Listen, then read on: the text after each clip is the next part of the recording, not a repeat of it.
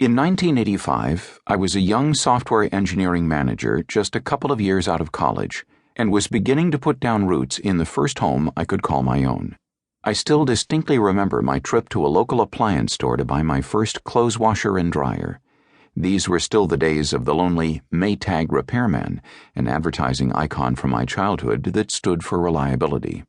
But which brand of appliance should I actually buy, I wondered. It felt like a big decision, and there were lots of competing choices. I wanted to pick the highest quality model I could find, but my expectations were low. That's because I knew that washers or dryers broke down frequently and that it wouldn't be long, maybe a year or two, before I could expect to spend a day home from work waiting for the repairman to show up. Eventually, of course, the repairman did come, actually a number of times over the years that those first appliances lasted. I found myself once again in the market for a washer and dryer last year, and this time I wanted the best of a new generation of ultra-low water, low-energy appliances. So, after a quick price check online, I was once again off to my local appliance store. But as I was looking at the different brands lined up in front of me, I had a sudden realization. My expectations had changed completely from my previous time around. Now, I expected that the washer and dryer would last forever, or at least until my retirement, and that I would be both shocked and disappointed if I ever needed service during that time. The difference in my outlook was due to a quarter century of continuous manufacturing improvement, often referred to as Six Sigma. Companies had begun to adopt Six Sigma processes around the time I bought that first washer and dryer, and it produced huge improvements in quality, such as reduced defects, lowered costs, and infrequent repairs. This process had fundamentally reinvented society's expectations about product and service quality.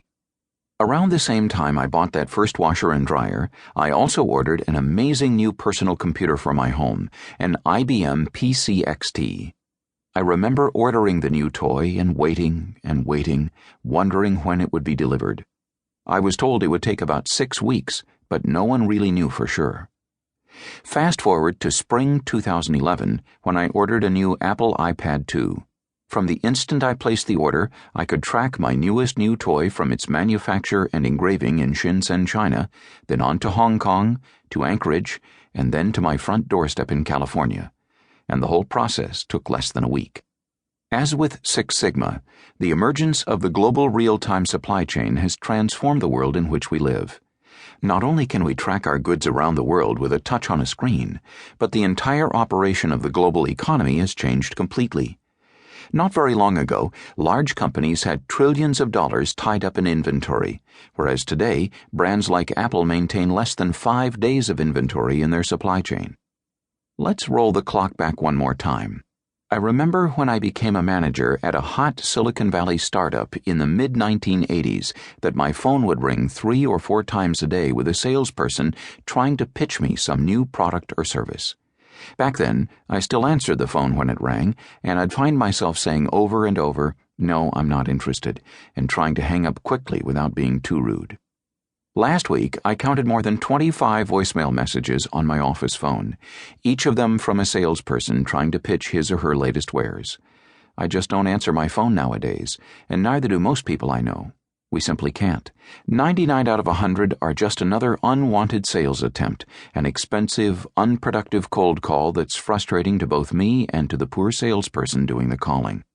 Despite all of the business changes we've seen over the past quarter century, Six Sigma's radically improved manufacturing productivity and quality, real-time supply chain management's drastically reduced inventories and lower costs, the emergence of the World Wide Web, ubiquitous mobile computing, virtual telepresence meetings, social media networks, and so forth, there is one facet of modern business that remains stubbornly stuck in the mud, and it is this. The core process that many global companies use to generate revenue, finding prospective buyers and selling to them, have changed little, if at all, over our lifetimes.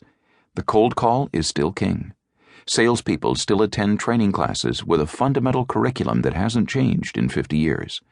Marketing professionals continue to be stereotyped as expensive artistes, preoccupied with picking colors and issuing press releases.